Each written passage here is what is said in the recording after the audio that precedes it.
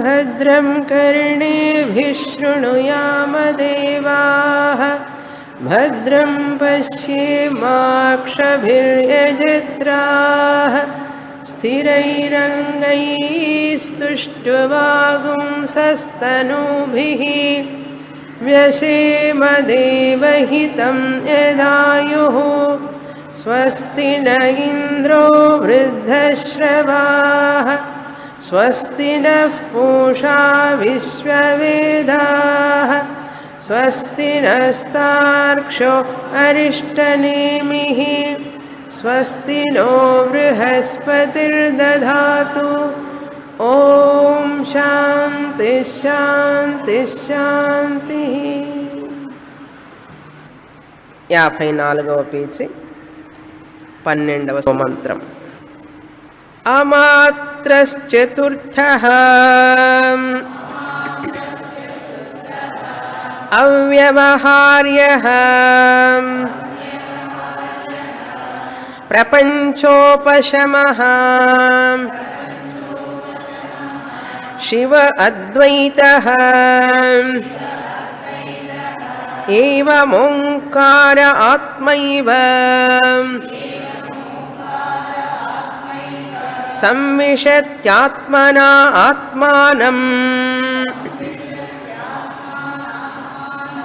य एवं वेद 7 నుంచి 12వ మంత్రం వరకు ఉపనిషత్తు ఓంకార విచారం గురించి వివరించింది. ఈ ఓంకార విచారంలో ఓంకారానికి 4 మాత్రలని, అదేవిధంగా ఆత్మకి 4 పాదములు, ఆత్మ 4 పాదములు, ఓంకారం 4 మాత్రలు పోలికగా చెప్పబడింది. ఎలా అని అంటే ఈ ఓంకారంలో కూడా 4 మాత్రలు ఉన్నాయి. మొదటి మాత్ర అకారమని, రెండవ మాత్ర ఉకారమని, మూడవ మాత్ర మకారం. మాత్ర అంటే అక్షరం. ఈ అకార ఉకార మకార మాత్రలు 3 కలిపితే ఓంకారం. ఆ ఓంకారమే అమాత్ర అనం. చివరిగా చతుర్థ మాత్ర ఏమిటి? ఓంకారం. ఆ ఓంకారం చెప్పిన తర్వాత నిశ్శబ్దం వస్తుంది. ఓం. ఆ నిశ్శబ్దమే ఆ మాత్ర అన్నారు. ఆ నిశ్శబ్దంలో ఏ మాత్ర ఉంది, ఏ అక్షరం ఉంది అందులో? ఓం అన్న తర్వాత ఆ ఉ ఉం కలిపితే ఓం.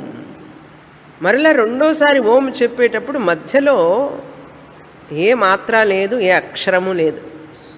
అక్కడ ఏమున్నది అంటే నిశ్శబ్దం ఉన్నది. అది నిశ్శబ్దం కనుక, మాత్ర లేదు కనుక అక్కడ దాన్ని అమాత్ర అన్నాం. అది చతుర్థ మాత్ర అమాత్ర అన్న. మాత్ర లేకపోయినప్పటికి కూడా అమాత్రనే మాత్ర. అమాత్ర అంటే నా మాత్ర, అక్కడ అక్షరం లేదు, అమాత్ర. ఈ ఓంకార విచారంలో మొదట ఏం చెప్పారు? అమాత్ర చతుర్థ అన్నారు. చతుర్థ అంటే 4వది, 4వదైనటువంటి అమాత్ర. చతుర్థ అమాత్ర. ఈ అమాత్ర ఏమిటి అంటే మనం అక్కడ పోల్చుకోవాలి. ఆత్మవిచారం చేశాం కదా, 7వ మంత్రానికి ముందు వరకు 6 మంత్రాలు ఆత్మవిచారం. ఆ ఆత్మవిచారంలో ఏం తెలుసుకున్నాం? ప్రథమ పాద, ద్వితీయ పాద, తృతీయ పాద అని తెలుసుకున్నాం. విశ్వతైజస ప్రాజ్ఞ, విరాట్ హిరణ్యగర్భ ఈశ్వర 3 పాదాలు తెలుసుకొని ఆ 3 పాదాలకి దాటిన తర్వాత 4వ పాదంగా తురీయం అని తెలుసుకున్నాం. అక్కడ తురీయం, ఇక్కడ అమాత్ర కనుక అమాత్ర తురీయ అన్నారు. పోలిక చెప్పాలి. అమాత్ర తురీయ అన్నారు. ఈ అమాత్ర తురీయమైనటువంటి అమాత్ర ఆ 3 పాదాలకి 3 అక్షరాలకి పోలికలు. కొన్ని పోలికలు చూస్తాం. మొదట అది చెప్పిన తర్వాత ఈ మంత్రం యొక్క అర్థం చూసాం. మళ్ళీ ఒక్కసారి పునఃపరిశీలన చేస్తాం మనం. ఓంకారానికి బ్రహ్మకి తురీయం బ్రహ్మ, తురీయాత్మ బ్రహ్మ. ఆ ఓంకారానికి తురీయ ఆత్మకి బ్రహ్మకి ఏమిటి పోలికలు అంటే ఓంకారం ఏకః, బ్రహ్మ ఏకః, ఏకం బ్రహ్మ. బ్రహ్మ నపుంసకలింగం, బ్రహ్మ బ్రహ్మణి బ్రహ్మాణి కనుక ఏకం బ్రహ్మ. ఓంకారం కూడా ఒక్కటే, అది ఒక పదం, మోనోసిలబుల్ అంటారు. అది ఓం అనేటువంటిది పదం, ఆ పరమాత్ముడికి పదం. అది ఏ మనిషికి అయినా ఒక్క అక్షరం ఉంటుందండి? ఒక్క అక్షరం ఉన్న పేరు ఉన్నవాళ్ళు ఉన్నారు ఎవరన్నా? కనీసం 2 అక్షరాలు ఉండాలి. ఎంత మోడర్న్ వరల్డ్ వాళ్ళైనా కూడా 2 అక్షరాలు ఉంటాయి ప్రతి వాళ్ళ పేరుకి. ఒక అక్షరం ఉన్న పేరు ఎక్కడన్నా ఉందా? లేదు కదా. కానీ భగవంతుడికి ఉన్నది ఓం, ఒకే అక్షరంతో పేరు ఆయనకి. ఏకాక్షరం బ్రహ్మ వ్యాహరన్ మామనుస్మరన్. కృష్ణ పరమాత్మ సేస్ ఓమిత్యేకాక్షరం బ్రహ్మ. ఓం అనేటువంటిది భగవంతుడికి మరొక పేరు. కనుక ఓం అనేది ఒకటే, బ్రహ్మ కూడా ఒక్కటే. మొదటి పోలిక. రెండవది ఏంటంటే ఓంకారానికి అక్షరము అని పేరు. అక్షరమే కదా. అ ఆ ఇ ఉ ఊ ఏ ఏ ఐ ఓ ఓ ఔ ఓ అన్నాం. ఓం అనేది అది అక్షరమే కదా. మన బ్రహ్మం కూడా అక్షరమే. అక్షరం బ్రహ్మ నక్షరతి ఇది అక్షరం. ముండకోపనిషత్తులో చూసాం చాలా కాలం క్రిందట. తదక్షరం అధిగమ్యతే అని చూసాం. అక్షరం బ్రహ్మ, క్షరమును పొందువాడు కాదు. నక్షరతి ఇది అక్షరం. సో ఓంకారము అక్షరం, బ్రహ్మం కూడా అక్షరం. రెండవ పోలిక. మూడవ పోలిక ఏంటంటే ఈ ఓంకారంలో అకార ఉకార మకారాల ద్వారానే అన్ని పేర్లు వస్తున్నాయి కదా. ఈ పేర్లన్నీ కూడా సగుణం. ప్రతి పేరుకి ఒక గుణాలు ఉంది కదండి. పుష్పం అన్నాం, శంకు పుష్పం అన్నారు. ఈ శంకు పుష్పానికి గుణాలు ఉన్నాయా లేవా? శంకు పుష్పానికి గుణం ఉంది, నీలం రంగులో ఉంది, కాడేమో పచ్చ రంగులో ఉంది. ఇదంతా సగుణం, స్థూలం. దాని యొక్క బీజం సూక్ష్మం. స్థూల సూక్ష్మ కారణాల నుంచి వచ్చింది కదా, దానికి విత్తనం ఉంది కదా. కనుక ఆ విత్తనం నుంచి మొలక, మొలక నుంచి చెట్టు, చెట్టు నుంచి పుష్పం, అది స్థూలం. కనుక కారణం నుంచి సూక్ష్మావస్థ నుంచి స్థూలవస్థకు వచ్చింది. అవునా? కనుక ఇది సగుణం అన్నాం. అకార ఉకార మకారాలు. పుష్పం అనేది అకార ఉకారాల్లో ఉందండి. పుష్పం అన్నప్పుడు ఊ అన్నారా లేదా? అన్నారా లేదా? పాలో అకారం ఉందా లేదా? ఆ ఊ ఉంది లేదా పుష్పంలో? ఆ ఊ ఉంది పుష్పంలో. చూడండి, ఓంకారం ఉంది పుష్పంలో. మనం ఎప్పుడన్నా ఆలోచించావా? నేను ఆలోచించాల, ఇదే మొదటిసారి మీకు చెప్తుంటే అది గుర్తుకొస్తున్నది. ఇప్పుడు క్లాసులో గుర్తొచ్చింది ఇది. నేను పుష్పం గురించి చెప్తానని కూడా అనుకోలేదు. ఆ పుష్పంలో అకారం ఉంది, ఉకారం ఉంది, మకారం ఉంది. కనుక ఆ ఊ అనేటటువంటి సగుణానికి సంబంధించినవి. ఆ మాత్ర అనేటువంటిది నిర్గుణం. 4వ మాత్ర ఉంది చూసారా, అమాత్ర, అది నిర్గుణం. నిశ్శబ్దంలో ఏం గుణాలు ఉంటాయండి? ఓం నిశ్శబ్దం. అక్కడ ఏమైనా గుణాలు ఉన్నాయా? పోయిన వారం చెప్పాను కదా, కన్నడ భాష నిశ్శబ్దానికి, తెలుగు భాష నిశ్శబ్దానికి, తమిళం భాష నిశ్శబ్దానికి ఏం తేడా ఉంటుందండి? ఒకటే నిశ్శబ్దం. మాది తెలుగు నిశ్శబ్దం అండి, మీది తమిళ నిశ్శబ్దం అని ఏదన్నా ఉన్నదా? లేదు కదా. కనుక నిశ్శబ్దం నిర్గుణం. ఇది అక్షరాలకి, పదాలకు సంబంధించింది. అదేవిధంగా బ్రహ్మలో చూడండి, ప్రథమ పాద, ద్వితీయ పాద, తృతీయ పాద, స్థూల సూక్ష్మ కారణాలకి పదార్థాలు ఉన్నాయి. స్థూల పదార్థం, సూక్ష్మ పదార్థం, కారణం, స్థితి మూడున్నాయి. అవన్నీ సగుణం. సగుణం బ్రహ్మ, తురీయ ఆత్మ సగుణమా నిర్గుణమా? నిర్గుణం.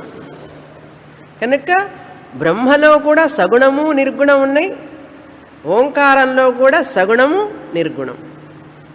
అక్కడ అమాత్ర నిర్గుణమైతే మన తురీయ ఆత్మ నిర్గుణం. ఇక్కడ అకార ఉకారాలు మకారాలు సగుణమైతే ప్రథమ ద్వితీయ పాద విశ్వతైజస ప్రాజ్ఞాలు సగుణం. విరాట్ హిరణ్యగర్భ ఈశ్వర సగుణం, నిర్గుణం బ్రహ్మ తురీయ ఆత్మ. మూడవ పోలిక. కనుక ఓంకారము సగుణ నిర్గుణ రూపం, తురీయ ఆత్మ కూడా సగుణ నిర్గుణ రూపం అన్నారు. మూడవ పోలిక. నాలుగవ పోలిక ఏమిటంటే ఓంకారంలో కూడా 4 భాగాలు ఉన్నాయి, తురీయ ఆత్మలో కూడా బ్రహ్మలో కూడా 4 భాగాలు ఉన్నాయి.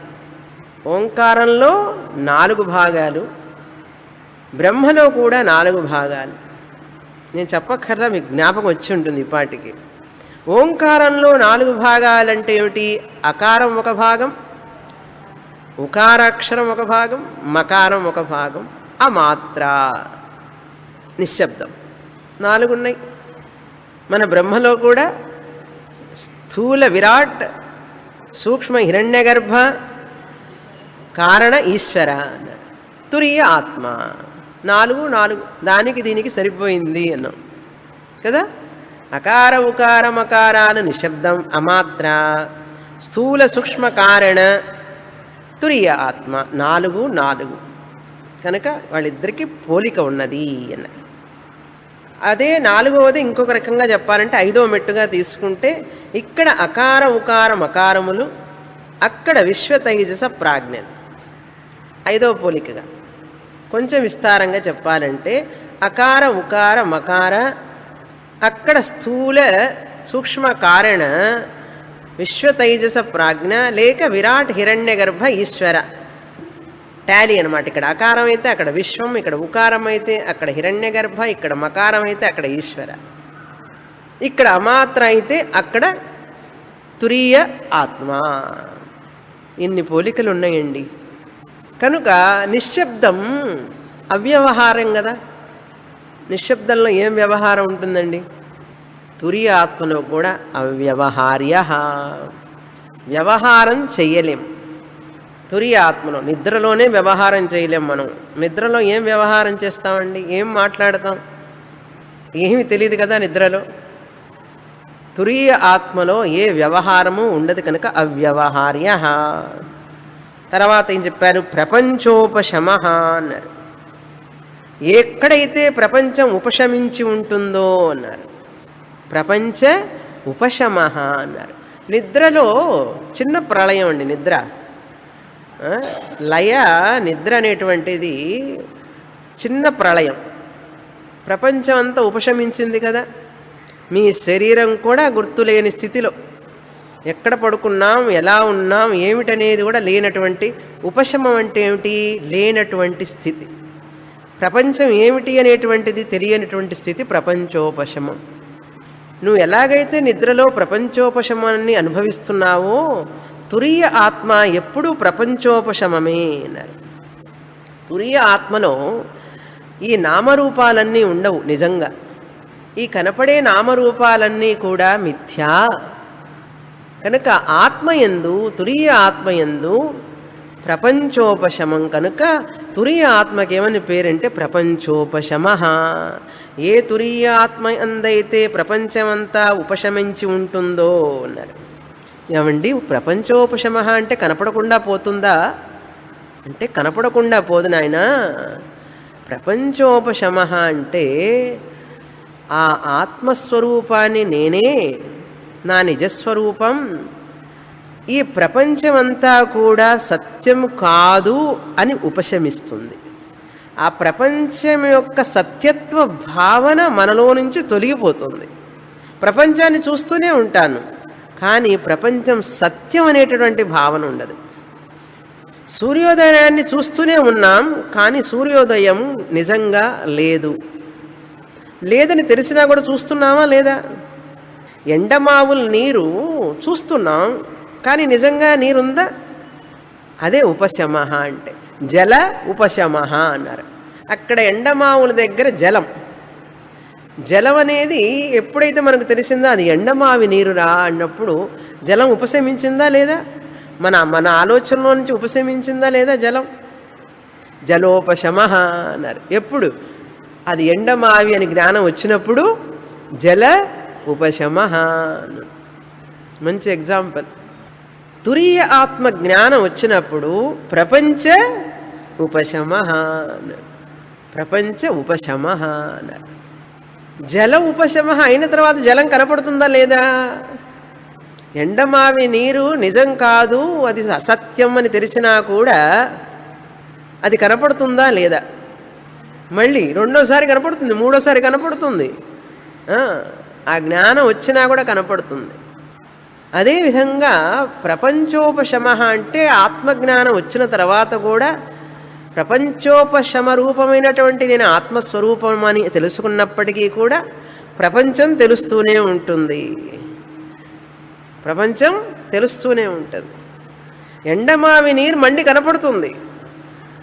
అది అబద్ధమని తెలిసినప్పటికీ కూడా మళ్ళీ రోడ్డు మీదకి వెళ్ళండి, కనపడుతుంది. ఆ కనపడినప్పుడు నిజం అనుకుంటారా, అబద్ధం అని తెలుసుకుంటారా? అదేవిధంగా జ్ఞానికి కూడా ఆత్మజ్ఞానం వచ్చిన తర్వాత ప్రపంచోపశమం అయిన తర్వాత కూడా ఈ ప్రపంచం కనపడుతూనే ఉంటుంది. ఎలా కనపడుతుంది? సత్యంగా కనపడదు, అది ఒక నామరూపంగా కనపడుతుంది. ఎట్లాగైతే కుండ లేదు అని తెలుసుకున్న తర్వాత కుండ కనపడుతున్నదా లేదా? కుండ లేదని తెలుసుకున్నాం, 13 సంవత్సరాలు చదివిన తర్వాత వేదాంతం కుండ లేదని తెలుసుకున్నాం. కుండ లేదని తెలుసుకున్న తర్వాత ఇదే కుండ స్వామిని 13 సంవత్సరాలుగా క్లాసుకు తీసుకొస్తున్నారే, మనకు చూపిస్తున్నారే, కనపడుతున్నదే. కానీ కుండ సత్యంగా లేదని తెలుసుకున్నాను. చూసారా? అంటే కుండ ఉపశమః. అర్థమైందా? అదేవిధంగా జ్ఞానికి కూడా చాలామంది అనుకుంటారు మోక్షం వస్తే మనం వెళ్ళిపోవాలండి, ఇక్కడ ఉండం, జ్ఞాని అయిన వాడు మాట్లాడడు, చూడడు, ఏమీ చెయ్యడు, ఇంకా ఆయన మూగివాడైపోతాడు అని భయం జనానికి. మోక్షం అంటే పైకి వెళ్ళిపోవడమే అనుకుంటారు మోక్షం. శాస్త్రం ఆ మోక్షం చెప్పలేదు. హాయిగా జీవించున్నప్పుడే, కళ్ళు కాళ్ళు చేతులు అన్నీ వ్యవహారం పనిచేస్తున్నప్పుడే, భార్య పిల్లలు మనవళ్ళు మనవరాళ్ళు కుటుంబం అంతా ఉన్నప్పుడు కూడా నేను బ్రహ్మాన్నే కాదా? ఇదండి జ్ఞానం అంటే, ఇదండి మోక్షం అంటే. శాస్త్రం చెప్పిన మోక్షం ఇదే. కానీ స్వర్గానికి వెళ్ళిపోయిన తర్వాత మోక్షం వస్తుంది, వైకుంఠానికి వెళ్ళిన తర్వాత మోక్షం వస్తుంది, చనిపోయిన తర్వాతనే మోక్షం వస్తుందని చెప్పలే శాస్త్రం ఎప్పుడు కూడా. అలా అనుకోవడం మన భ్రమ. అది మన భ్రమలో ఉన్నాం. అందుకే ప్రపంచోపశమః. ఇప్పుడు అర్థమైందా ప్రపంచోపశమః అంటే? నాకే ఆనందంగా ఉంది, మీకు బాగా అర్థమై ఉంటుంది అనుకుంటాను. ఎన్నిసార్లు చెప్పినా బ్రహ్మ విద్య దాని రుచి పెరుగుతూనే ఉంటుంది కానీ తరగదు. అవ్యవహార్య ప్రపంచోపశమః. ఇది ఎక్కడ మనం టాలీ చేసుకోవాలి? 7వ మంత్రం.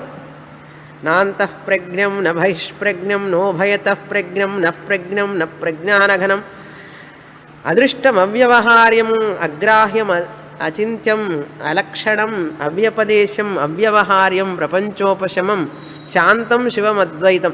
మనకు గుర్తు చేస్తున్నది ఉపనిషత్. 7వ మంత్రం గుర్తుందా? 12వ మంత్రం రాగానే 7వ మంత్రం మర్చిపోయినావా? ఎందుకు గుర్తు చేస్తుందంటే ఈ ఓంకారంలో ఉన్నటువంటి అమాత్ర, ఆ ఆత్మలో ఉన్నటువంటి తురీయ ఆత్మ ఒక్కటే అని చెప్పడం కోసం అదే పదాలని మనకు ఉపనిషత్తు ఉపయోగిస్తున్నది. మనం గుర్తు చేసుకోవాలి. అవ్యవహార్య ప్రపంచోపశమః. ఇంకొక మాట చెప్పింది 7వ మంత్రంలో, శివ శివ నిశ్శబ్దం అమాత్ర శివ మంగళం. ఎక్కడైతే దుఃఖము భయము లేకుండా ఉంటాయో అదే మంగళం అన్నారు. ఆత్మ జ్ఞానంలో ఆత్మయందు ఎటువంటి అమంగళం లేదు. అందుకే జ్ఞానికి అమంగళం అనేటువంటిది లేదు అస్సలు. నిశ్శబ్దంలో ఏ పదాలు లేవు, శబ్దమే లేదు. అపశకునం అనేది ఉంటుందా అక్కడ? నిశ్శబ్దంలో వ్యావహారిక నిశ్శబ్దం. పారమార్థిక నిశ్శబ్దం ఏం చెప్పాను పోయిన వారం, గుర్తుందా? అది చాలా ముఖ్యమైనది. వ్యావహారిక నిశ్శబ్దం అమాత్ర, శబ్దం రాగానే పోతుంది. శబ్దం రాగానే ఆ అనగానే నిశ్శబ్దం పోయింది, ఊ అనగానే నిశ్శబ్దం పోయింది, అనగానే నిశ్శబ్దం పోయింది. అది వ్యావహారిక నిశ్శబ్దం. కానీ మన అమాత్ర తురీయ ఆత్మ నిశ్శబ్దం, మౌన వ్యాఖ్యం అంటే ఏమిటి అర్థం? అక్కడ నిశ్శబ్దం అంటే ఆ నిశ్శబ్దం పారమార్థిక సత్య తురీయ ఆత్మ. ఏ తురీయ ఆత్మ ఎందైతే నిశ్శబ్దంలో కూడా శబ్దాలన్నీ వస్తూ ఉంటాయి, పోతూ ఉంటాయి, ఈ శబ్దాలు వచ్చి ఈ నిశ్శబ్ద ఆత్మని ఎటువంటి ఆటంకాన్ని కలిగించలేవు. ఈ శబ్దాలు ఉన్న శబ్దభావం, శబ్ద అభావం వీటన్నింటినీ తెలిపేవాడెవడు? చైతన్య ఆత్మ. నిశ్శబ్దము, శబ్దము ఈ రెండూ మనకు తెలుస్తాయి. ఎందులో? తురీయ ఆత్మయందు. తురీయ ఆత్మయందు తెలుస్తాయి. కనుక శివ అద్వైత, ఓంకారము ఒక్కటే, అద్వైతం రెండు లేవు కదండి ఓంకారాలు. తమిళ ఓంకారం, తెలుగు ఓంకారం, సంస్కృత ఓంకారం అని ఇన్నున్నాయా? భాష భాషకి వ్రాయడం లిపిలో భేదం ఉంటుంది, కానీ ఓంలో భేదం లేదు.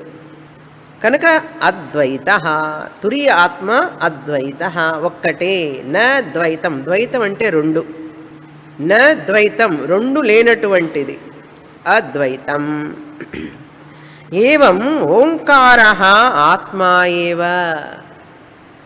ఈ పోలికలు ఉండడం వల్ల ఓంకారము ఆత్మే అని అర్థం. ఆత్మ ఏవ అంటే ఏంటి? ఆత్మ మాత్రమే. ఓంకారం వేరు కాదు, ఆత్మ వేరు కాదు. ఆత్మే ఓంకారము, ఓంకారమే ఆత్మ. ఇలా తెలుసుకుంటే ఏమిటండి ప్రయోజనం అన్నారు. ఇలా తెలుసుకుంటే ఏమిటి ప్రయోజనం? ఇంతసేపు చెప్తున్నారు కదా మీరు, 25 నిమిషాల నుంచి ఒకటే అకారం ఉకారం అకారం అని చెప్పి, ప్రథమ ద్వితీయ తృతీయ మాత్రాలని చెప్పి, ఒకటే పదాల సందడి, పదాల వాక్యాల అర్థాల సందడిలో ఏమిటండి మాకు ప్రయోజనం అంటే, సంవిత్యది ఆత్మనా ఆత్మానం. ఆ వ్యక్తి, అలా తెలుసుకున్న వ్యక్తి తన ఆత్మస్వరూపమునందే లయమవుతాడు, తన ఆత్మస్వరూపమునందే ఉంటాడు. ఎప్పుడు అవాయిడింగ్ ఇన్ ఆత్మ అన్నారు. తన ఆత్మస్వరూపమునందే ఉంటాడు ఎప్పుడూ కూడా. సంవిశతి అంటే ప్రవేశిస్తాడు. నిజంగా ప్రవేశిస్తాడా? ఆత్మనా ఆత్మానం. తన మనస్సును ఎప్పుడూ కూడా అఖండాకార వృత్తి, అహం బ్రహ్మాస్మి అనే వృత్తిలోనే ఉంచుకుంటాడు. ఎప్పుడు వ్యవహారం చేస్తున్నా కూడా కృష్ణ పరమాత్మ ఏం చెప్పాడు? పశ్యన్ శృణ్వన్ స్పృశన్ జిఘ్రన్ అశ్నన్ గచ్చన్ స్వపన్ శ్వసన్ ప్రలపన్ రిసుజన్ గృహన్ ఉన్మిషన్ నిమిషన్నపి. చేస్తున్నా, మాట్లాడుతున్నా, తిరుగుతున్నా, ఏం చేస్తున్నా కూడా ఆత్మస్వరూపమునందే ఉంటాడు. సంవిశతి ఆత్మనా ఆత్మానం. ఎవరు? యహ ఏవం వేద. ఎవరైతే మాండూక్యోపనిషత్తు చదివి ఈ విధంగా తెలుసుకుంటారో. మాండూక్యోపనిషత్తు చదవాలంటే అంతకుముందు ఉపనిషత్తులన్నీ చదివి ఉంటేనే మాండూక్యోపనిషత్తు అర్థమవుతుంది. బయట శబ్దాలు వస్తున్నా కూడా నిశ్శబ్దాల్లో కూడా నిశ్శబ్ద ఆత్మని తెలుసుకుంటారు వాళ్ళు. సెంట్రల్ రైల్వే స్టేషన్లో కూడా వాళ్ళకి ఆత్మని గురించి మర్చిపోరు. ఎంత శబ్దం ఉన్నప్పటికీ కూడా ఆ శబ్దాన్ని తెలుసుకునేవాడిని నేనే తురీయ ఆత్మనని తెలుసుకుంటారు వాళ్ళు. కనుక మాండూక్యోపనిషత్తు జ్ఞానం రావాలి అంటే, పూర్తిగా అర్థం కావాలంటే, ముండక, కేన, కఠ, కైవల్య, తైత్రీయం, ఈశావాస్యం, ఎన్ని ఉపనిషత్తులు చదివామో చూడండి. ఇవన్నీ ఏమిటని అడుగుతారా? మనం చదివిన ఉపనిషత్తులు ఇవన్నీ. ఎప్పుడు ఏ సెంచరీలో నడకండి. ఓకే. కనుక ఏవం వేద. తర్వాత ఇప్పుడు గౌడపాదాచార్యుల వారు ఈ యొక్క 12వ మంత్రానికి వివరణ రాస్తున్నారు. 24వ కారిక చదువుతాం. 57వ పేజీ. ఓంకారం పాదశో విద్యాత్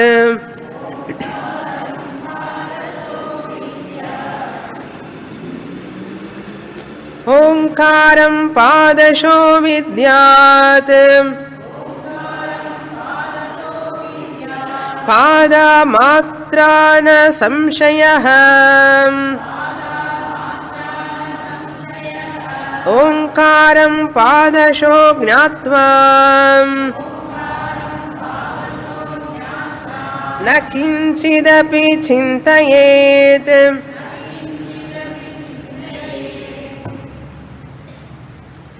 మంత్ర ట్యూన్లో చదివాను. ఓకే. ఓంకారం పాదశః విద్యాత్. ఓంకారమును 4 పాదశః అంటే 4 పాదములుగా తెలుసుకో అన్నారు. 4 పాదములు అంటే ఏమిటి? అక్కడ ప్రథమ ద్వితీయ తృతీయ చతుర్థ పాదములుగా ఓంకారాన్ని భావించు అన్నారు. ఇదంతా నిధిధ్యాసనానికి, ఉపాసనకి. ఈ యొక్క ఓంకారాన్ని 4 పాదాలుగా భావించు అన్నారు. అందుకనే ముందుగానే చెప్పే పోలికలన్నీ కూడా మీకు ధ్యానం చేయడానికి. అదేవిధంగా పాదాః మాత్రాః న సంశయః. 4 పాదాలు, ఇటు 4 మాత్రలు అటు పాదాలతో పోల్చి చూసుకో, అటు 4 పాదాలు ఇటు మాత్రలతో పోల్చి చూసుకున్నారు. మాత్రాః పాదాః పాదశః, పాదాః మాత్రాః. పాదం అంటే మన కాళ్ళు పాదాలు కాదు, క్వార్టర్స్ అంటారు, భాగములు. 1/4 అంటాం చూసారా, కాలు భాగం, అర్ధభాగం, ముక్కాలు భాగం, అట్లా భాగాల్లాగా మొదటి పాదం, రెండవ పాదం, మూడవ పాదం, మొదటి అక్షరం, రెండవ అక్షరం, మూడవ అక్షరం, 4 అమాత్ర తురీయ ఆత్మ.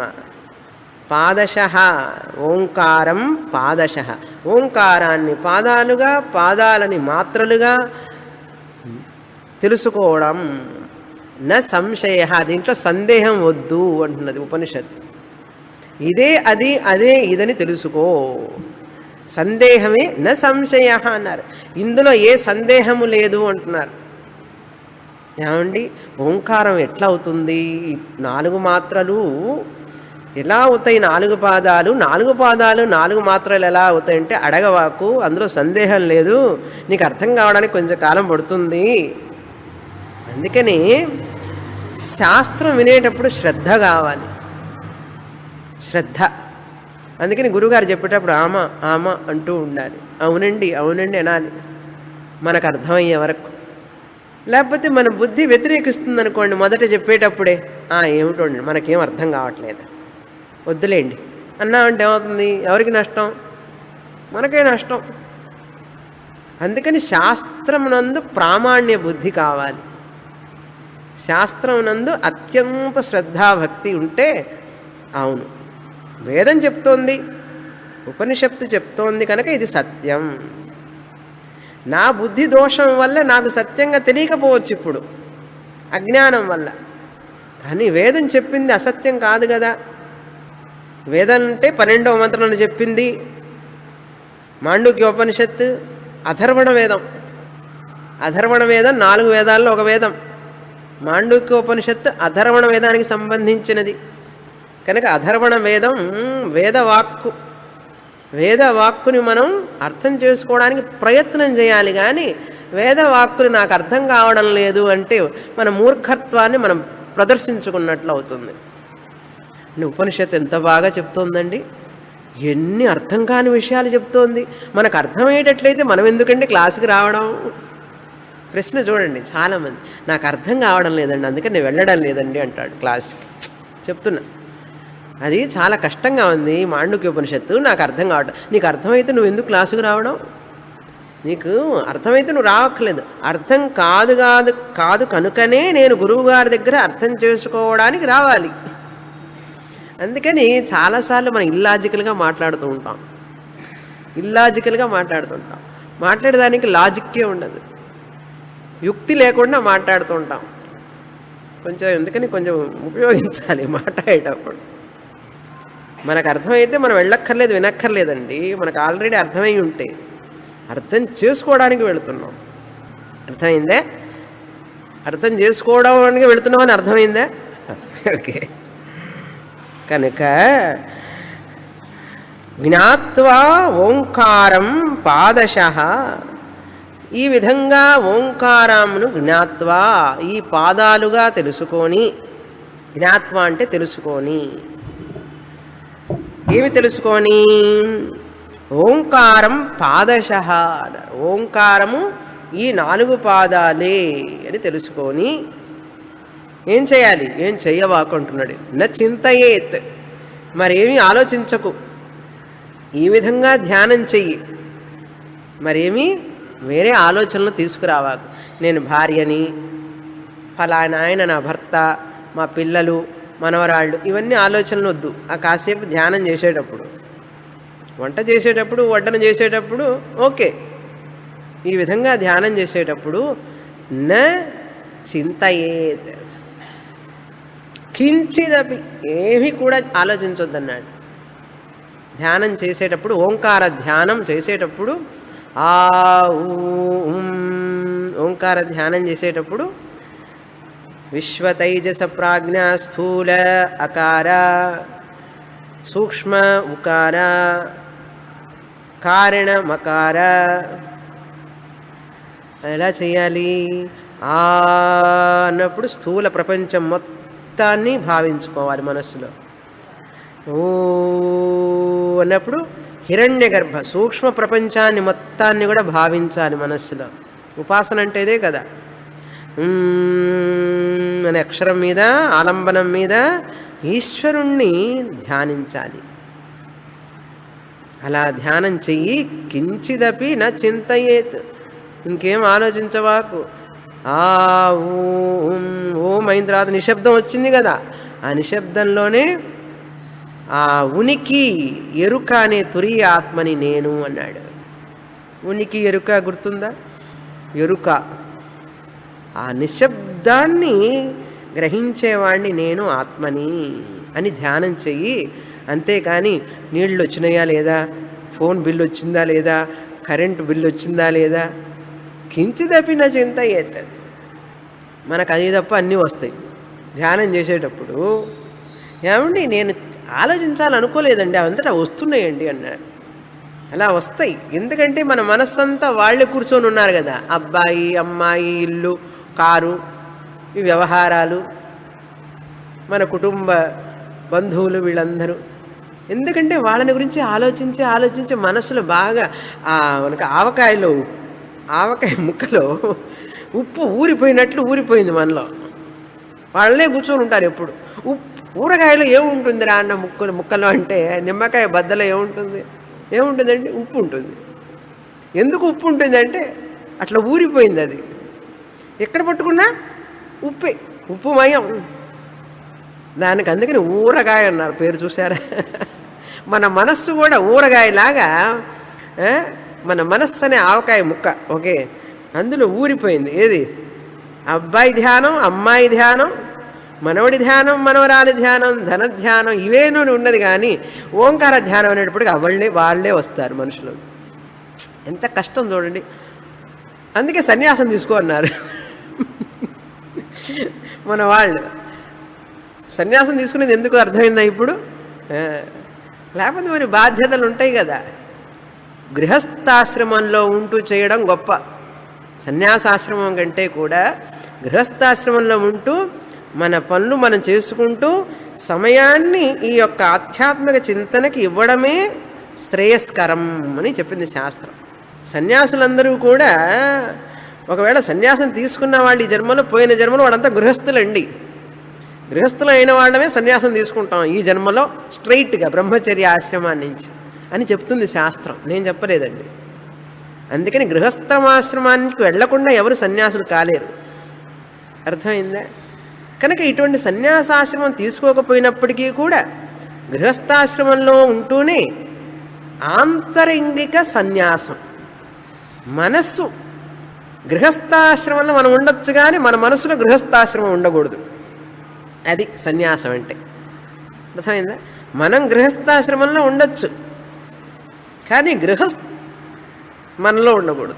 మనం ఇంట్లో ఉండొచ్చండి, ఇల్లు మనలో ఉండకూడదు. మనం ఇంట్లో ఉంటే ప్రాబ్లం లేదు. ఆఫీస్కి పోయినా కూడా మన ఇల్లే గుర్తుకొస్తుంది అనుకోండి, అంటే అర్థం ఏంటి? ఇల్లు మనలో ఉంది అని అర్థం. మనం ఇంట్లో ఉండడం కంటే ఇల్లు మనలో ఉంది అని అర్థం. అందుకని మనకు టెన్షన్, యాంగ్జైటీ, వర్రీ అన్నీ వస్తూ ఉంటాయి. దానికి ఉదాహరణ ఏం చెప్తాం మనం? పడవ ఎంతసేపు నీళ్ళల్లో క్షేమంగా ప్రయాణం చేస్తుందండి? నీళ్లు లోపలికి రాకుండా ఉన్నంతసేపు. ఆ పడవ పోతుంటే చూడండి నీళ్ళల్లో ఎంత అందంగా ఉంటుందో, స్మూత్గా అటు వెళుతూ ఉంటే ఆ అందాన్ని చూడాలి. పడవలో కూర్చున్నప్పుడు ఎంతసేపు అండి ఆనందం? నీళ్లు రాకుండా ఉన్నంతసేపే. పడవలోకి నీళ్ళు వచ్చినాయి అనుకోండి, గోవిందార ఇంకంతే మనం. అందుకని మన వాళ్ళు చెప్తారు, నాయన పడవలోకి నీళ్లు రాకూడదు, నువ్వు క్షేమంగా ప్రయాణం చెయ్యాలి అంటే పడవ నీళ్ళల్లో ప్రయాణించాలి, కానీ పడవలోకి నీళ్లు రాకూడదు. ఉదాహరణ బాగుందండి. మన సంగతి ఏమిటి ఇప్పుడు? మనం గృహంలో ఉన్నామా, మనల్లో గృహం ఉన్నదే అన్నారు. సంసారం, ఈ సంసారం అనే ప్రపంచంలో మనం ఉండొచ్చు, కానీ మనలో సంసారం ఉండకూడదు. పద్మపత్ర ఇవ అంబస. కృష్ణ పరమాత్మ ఏం చెప్పారు? తామరాకు మీద నీటి బొట్టులాగా ఉండు అన్నారు. మనం ఫెవికాల్ లాగా ఉంటాం. ఫెవికాల్ చూసారా? ఎక్కడ పోయినా అంటుకుంటుంది. సెలోఫెన్ చూసారా? సెలోఫెన్ తీస్తే ఇటు తీస్తే అటు అతుక్కుంటుంది, అటు తీస్తే ఇటు అతుక్కుంటుంది. మనందరం తామరాకు మీద నీటి బొట్టులాగా ఉన్నామా, ఫెవికాల్ లాగా ఉన్నామా? మనమే ఆలోచించుకోవాలి. కనుక ఎలా తెలుసుకుంటే జ్ఞాత్వ నా కించిదపి చింతయ్యేత్. అవన్నీ ఉంటూనే ఉంటాయి వ్యవహారాలు. సముద్రం దగ్గరికి వెళ్ళి, ఏమండి పెద్ద పెద్ద అలలు వస్తున్నాయి, నేను ఇప్పుడు స్నానం చెయ్యనండి, అలలన్నీ పోయిన తర్వాత స్నానం చేస్తాను అన్నాడు ఒకడు. ఇంకొక వాడు అన్నాడు, అరే అలలు ఎప్పుడు పోతాయిరా అన్నాడు. అలలు ఎప్పుడు పోతాయి అన్నాడు. ఏమో పోయినప్పుడు చేస్తానన్నాడు. అంత మూర్ఖుడు. సముద్రంలో అలలు పోవడం అంటూ ఉండదు. అలలు పోయిన తర్వాత నేను స్నానం చేస్తాను అంటే వాడి స్నానం చేసే ప్రశ్నే లేదు. ఎందుకంటే అలలు పోవు ఎప్పటికీ. అలలు పోయేదాకా నువ్వు ఉంటే నువ్వు స్నానం చేయలేవు. మరి ఎలాగండి అన్నాడు. అలలు ఉన్నప్పుడే స్నానం చెయ్యన్నాడు. అలలు ఉంటుంటే ఎలా స్నానం చేయాలండి అన్నాడు. ఏమి లేదు, అల వచ్చినప్పుడు తలకాయ ఉంచుకో, కూర్చో గట్టిగా, కాళ్ళు బాగా అదివి పెట్టి భూమిలో కూర్చో, తల ఉంచుకో. అలా పైనుంచి అట్లా వచ్చి అట్లా పోతుంది. అలా పోయిన తర్వాత మళ్ళీ 3 మునుగులు మునుగు, అలా వచ్చే లోపల మళ్ళీ బయటకు వచ్చేసేయి అన్నారు. ఉదాహరణలు చెప్తుంటే చాలా చాలా ఆనందంగా ఉంటుంది. మన సంగతి ఏమిటి ఇప్పుడు? మనమేమంటాం, అబ్బాయి పెళ్ళైన తర్వాత వస్తానండి, అమ్మాయి పెళ్ళైన తర్వాత నేను మీ దగ్గరే ఉంటాను, నా దగ్గర ఉంటారట. ఇప్పుడు స్టూడెంట్స్ కూడా అంతే. స్వామిని మీరు ఎక్కడ ఉంటారో చెప్పండి, మీరు ఎక్కడ ఫ్లాట్ కొనుక్కుంటే నేను అక్కడికి వస్తాను, మీరు ఎక్కడుంటే మేము అక్కడికి వస్తామన్నారు. ఎందుకు? అబ్బాయికి పెళ్ళి అయిపోయింది, అమెరికా వెళ్ళిపోయినాడు, అమ్మాయికి పెళ్ళి అయిపోయింది, బెంగళూరు వెళ్ళిపోయింది, అందరికి పెళ్ళిళ్ళు అయిపోయి వాళ్ళందరూ వెళ్ళిపోయినారు, మేము ఒంటరి వాళ్ళం కదండి ఇప్పుడు, అందుకని మీ దగ్గరికి వస్తామన్నారు. అంటే నేను ఓల్డ్ ఏజ్ హోమ్ పెట్టాలన్నమాట. చాలామంది తర్వాత చదువుతామండి, ఇప్పుడు అన్ని బాధ్యతలు, పిల్లలు, మనవాళ్ళు, మనవరాళ్ళు అన్నీ అయిపోయిన తర్వాత, ముసలితనం వచ్చిన తర్వాత అప్పుడు వచ్చి చదువుతాం అంటారు. అలా ఉంటుంది. అలా చెప్పకూడదు. నాకించిదపి చింతయేత్. ఇప్పుడే ధ్యానం మొదలుపెట్టు, చెయ్యి. సమస్యలు, ప్రాబ్లమ్స్, గృహం వ్యవహారాలు ఉంటూనే ఉంటాయి. అవి వాటి పాటికి ఉంటూనే ఉంటాయి. నీ పాటికి నువ్వు సాధన చేస్తూ ఉండు. అలా చెప్పింది కానీ శాస్త్రం, నువ్వు అన్నీ పూర్తి చేసుకుని రానాయనా అని చెప్పింది ఆ శాస్త్రం. ఏదో హరైవ విరజేత్ తద హరైవ ప్రవ్రజేత్ అన్నాడు. నీకు ఎప్పుడు ఇంట్రెస్ట్ వచ్చేస్తుందో వెంటనే స్టార్ట్ చేయి అన్నాడు. ఎప్పుడు ఇది ఎవరికి తెలుసు అండి? ఎప్పుడు కాళ్ళు చేతులు సరిగా ఉంటాయి, ఎంతకాలం ఆయుష్ని ఎవరికి తెలుసు? కనుక ఆలస్యం అమృతం విషం అన్నాడు. త్వరగా ప్రారంభించు ఏదైనా మంచి కార్యం. ముహూర్తం చూడొద్దండి అన్నాడు. ఆత్మజ్ఞానానికి ముహూర్తం అక్కర్లేదన్నారు. చాలామంది మంచి రోజు చూసి వస్తానండి అంటాడు. నీకు ఈ ఆలోచన ఎప్పుడైతే వచ్చిందో అదే మంచి రోజు అన్నాడు. ఈ ఆలోచన ఎప్పుడైతే వచ్చిందో, శాస్త్రం చదవాలని ఆలోచన వచ్చిందో, పెళ్ళికి మంచి రోజు చూడాలండి, గృహప్రవేశానికి మంచి రోజు చూడాలి, ఆత్మజ్ఞానాన్ని పొందడానికి మంచి రోజు ఏమిటి? ఆ ఆలోచన వచ్చినదే శుభముహూర్తం. అది ఎప్పుడైతే నీకు ఆలోచన వచ్చిందో మోక్షం పొందాలి నేను అని, అదే శుభముహూర్తం. వేదాంతం చదవాలి అనే ఆలోచన వచ్చింది, అదే శుభముహూర్తం, అదే మంగళ ఘట్టం అన్నారు. తర్వాత కారిక. యుంజీతః ప్రణవే చేతః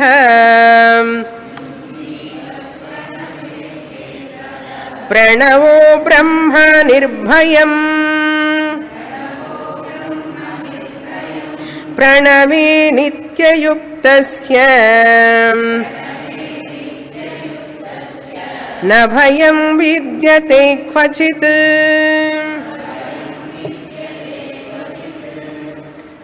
అలా ఓంకారం ఆత్మని, ఆత్మ ఓంకారమని ధ్యానం చేస్తే ఫలం ఏమిటి అంటున్నారు ఇక్కడ. ప్రణవే చేతః యుంజీత. ప్రణవే అంటే ఓంకారమునందు ప్రకర్షేణ నూయతే ఇది ప్రణవః అన్నారు. ప్రకర్షేణ నూయతే ఇది, నూయతే అంటే బ్రహ్మ. ఏదై ఓంకారమైతే మనల్ని బ్రహ్మ దగ్గరికి తీసుకువెళుతుందో అది ప్రణవః. ఓంకార ప్రణవం అంటారు చూసారా. అందుకనే వినాయకుడిని అట్లా ఓంకారం వేసి వినాయకుడి బొమ్మ పెడతారు. స్వామీజీ చెప్తుంటారు, ఏనుగు తొండం గనక ముడిస్తే ఓంకారంలాగా ఉంటుందిట. ఏనుగు తొండం ముడిచిందనుకోండి ఓంకారంలాగా ఉంటుంది. మురుగరిని ఓంకారం వేసి రాసి ఓంకారంలో పెడతారు అందులో. అందుకని ఓంకారం అనేది ఎలా తెలుసుకోవాలి? ఆ ఓంకారం ధ్యానించగా ధ్యానించగా అది మన పరబ్రహ్మానికి తీసుకువెళుతుంది. ప్రణవ అంటే అంటే ఆదర్శవంతమైన, మంచిది, శుభమైనటువంటి. నూయతే అంటే పేరు అన్నారు. బ్రహ్మకి పేరు. ఓం అనేటువంటిది బ్రహ్మమునకు పేరు, భగవంతుడికి పేరు. సగుణ బ్రహ్మమునుగా పూజించేవాళ్ళు ఓంకారం జపం చేయొచ్చు. ఓం అచ్యుతాయ నమః, ఓం గోవిందాయ నమః, ఓం సుబ్రహ్మణ్యాయ నమః ఇవన్నీ చెప్తారు కదా. మన దేవుని పేర్లు చెప్పేటప్పుడు ఓం చెప్పకుండా చెప్పం. ఓం శ్రీ సరస్వత్యై నమః, ఓం శ్రీ గణేశాయ నమః. అష్టోత్తర శతనామావళిలో మొదటి అక్షరం ఏంటండి? ఓం. కనుక ఆ ఓం అనేటువంటిది అన్ని నామాలను తెలియజేసేది మనకు. సగుణంలోనూ సగుణ ఉపాసకులు ఓంకారాన్ని జపించవచ్చు. నిర్గుణ బ్రహ్మ జ్ఞానం కోసం ఓంకార విచారం చేయవచ్చు. చూసారా, ఓంకారం ఇద్దరికి ఉపయోగపడుతుంది, సగుణం భక్తులకి, నిర్గుణ సాధకులకి. అందుకనే సన్యాసులకు కూడా ఓంకారం మంత్రం జపం ఉంది. సన్యాసులు సగుణ బ్రహ్మాన్ని తీసుకోకూడదు, అందుకని వాళ్ళు ఓంకార జపం ఎక్కువ చేయాలి. గృహస్థులకేమో ఓంకార జపం ఇవ్వరు, ఎందుకంటే తొందరగా వైరాగ్యం వస్తుందని భయం.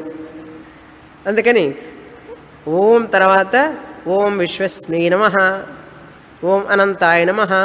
అందుకని ఓం చేర్చి అన్ని పేర్లు చెప్తారు.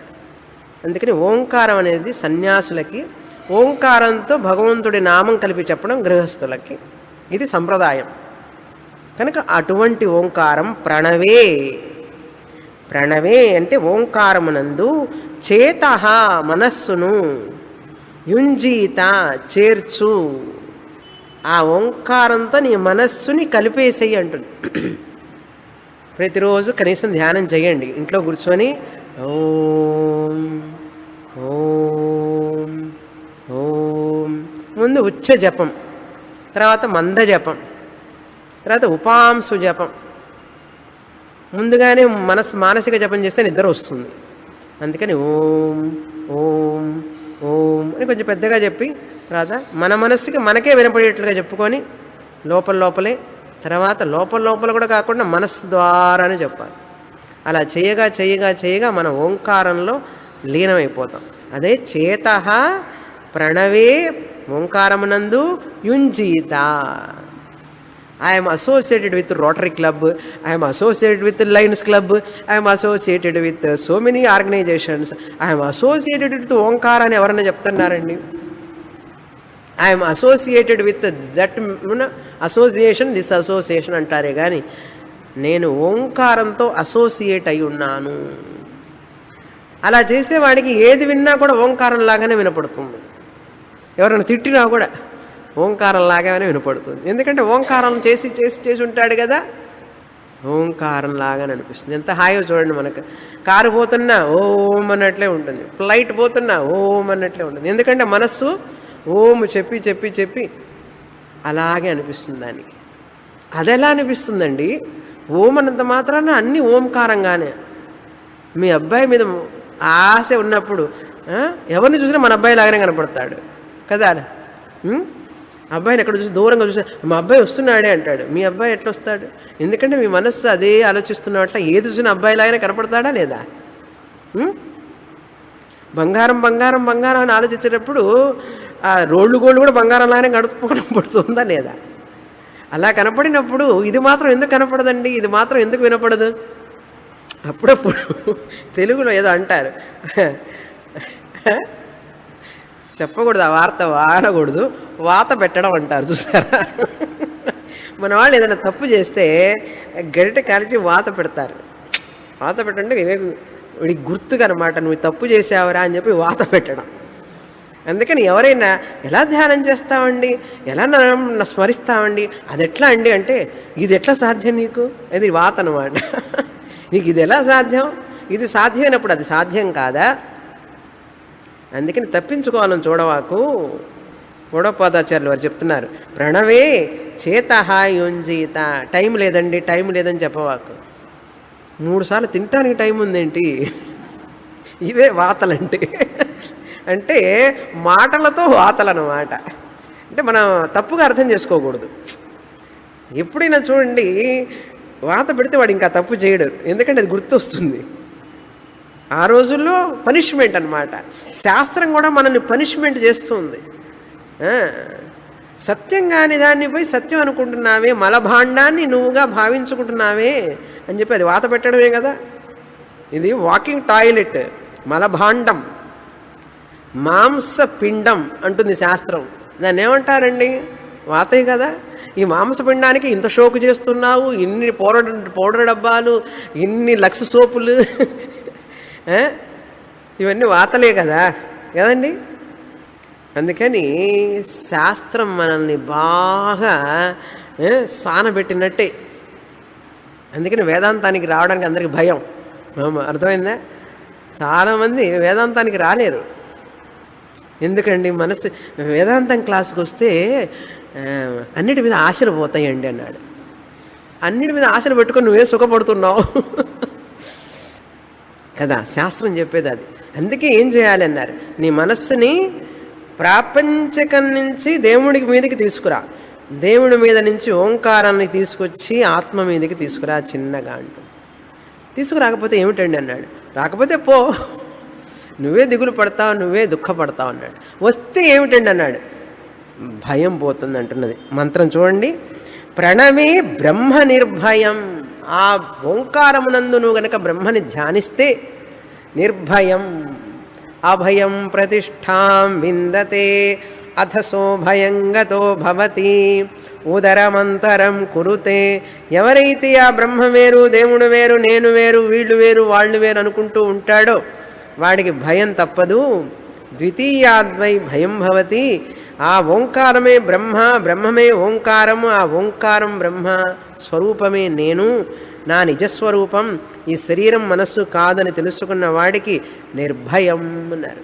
భయరహిత, భయం పోతుందన్నాడు. ఇది ఫలం. ఏమండి, భయం పోవడం మీకు ఇష్టమా కాదా? ఎప్పుడు భయం భయంగా ఉంటే ఆనందం ఉంటుందా? మనిషికి అతి భయంకరమైనటువంటి వ్యాధి ఏమిటో తెలుసా? భయం. భయంకరమైన వ్యాధి భయం. ఏ ఏ భయాలు ఉంటాయండి మనిషికి? జరా భయం, ముసలితనం భయం, కాళ్ళు టక్కు టక్కు అంటున్నాయి, పళ్ళు డుక్కు డుక్కు అంటున్నాయి. ఇవన్నీ చూస్తూ ఉంటే చత్వారం వచ్చినట్లే కనపడుతుంది. వృద్ధాప్య భయం, జరా భయం, వ్యాధి భయం, రోగ భయం, రూపే జరాయా భయం, సరిగా మృత్యు భయం, మరణ భయం. ఈ 3 భయాలు చాలండి మనకు. ఇవి వెంటాడుతూనే ఉంటాయి మనిషిని. ఇవి కాకుండా వేరే భయాలు. ఏం భయం తెలుసా? ఒక ఆవిడ ఉద్యోగం చేస్తుంది అమెరికాకి. అక్కడ ఉన్న వాళ్ళకి ఇక్కడ ఆవిడ ఉద్యోగం అనమాట. నెలకి 2 లక్షలండి శాలరీ. ఆఫీస్కి వెళ్ళక్కర్లేదు, ఇంట్లోనే కూర్చొని చెయ్యాలి. ఆవిడకి 2 లక్షలు సంపాదిస్తుంది ఇప్పుడు ప్రజెంట్గా. అమెరికాలో ఉండి వచ్చి అమెరికా కంపెనీకి ఇక్కడి నుంచి చేస్తూ ఉంటే ప్రతిరోజు అమ్మాయికి భయం ఏంటో తెలుసా? ఈ ఉద్యోగం ఎప్పుడు పోతుందో ఏమో అని భయం, ఈ ఉద్యోగం పోతుందేమోనని భయం. అప్పుడు ఏం సుఖం ఉందండి ఆ 2 లక్షల్లో ఆ ఉద్యోగంలో? కనుక సుఖంలో కూడా దుఃఖమే ఉన్నది అని తెలుస్తుంది కదా, భయం. కానీ ఆత్మజ్ఞానం వస్తే నిర్భయం. ప్రణవే నిత్యయుక్తస్య, ఎవరైతే నిత్యము ప్రణవంతోనే ఏకమై ఉంటాడో అంటే తురీయ ఆత్మయందు అని అర్థం. ప్రణవే నియుక్తయుక్త అంటే ఏమిటి అర్థం?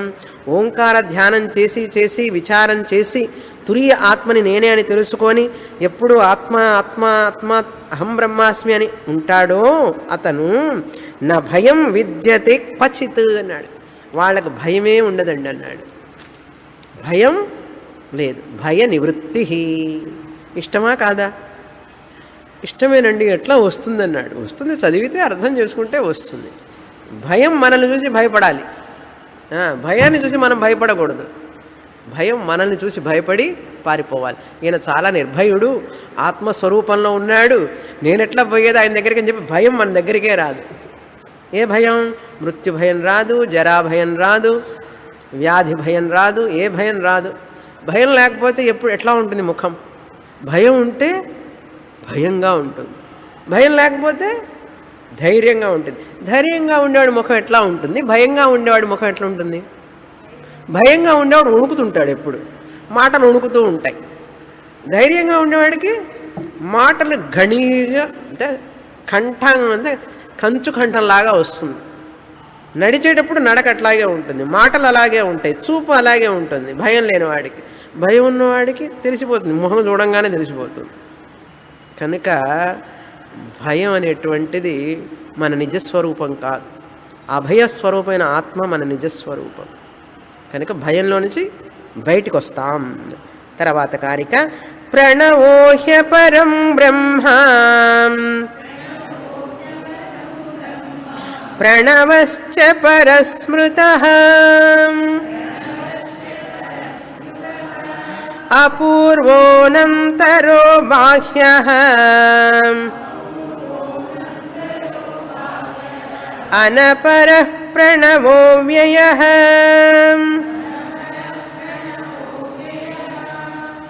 ప్రణవః అపరం బ్రహ్మ. ఓంకారం అనేటువంటిది సగుణం బ్రహ్మ అని అర్థం. అపరం అంటే న పరం, నిర్గుణం బ్రహ్మ కాదు. ఓంకారం అనేటువంటిది అపరం బ్రహ్మ, సగుణం బ్రహ్మ. ఎందుకు సగుణం బ్రహ్మ? అకార ఉకార మకార సగుణం ఉన్నది కనుక, నామరూపాలు ఉన్నాయి కనుక పదాలన్నీ నామరూపాలకు సంబంధించినవి, పదార్థం కూడా నామరూపం కనుక అపరం. ప్రణవః పరః స్మృతః, అదే ఓంకారం పరః స్మృతః అంటే నిర్గుణం బ్రహ్మ అని కూడా చెప్పబడింది. అంటే 4వ పాదం దృష్ట్యా నిర్గుణం బ్రహ్మ. ప్రణవః అపూర్వః అనపరః.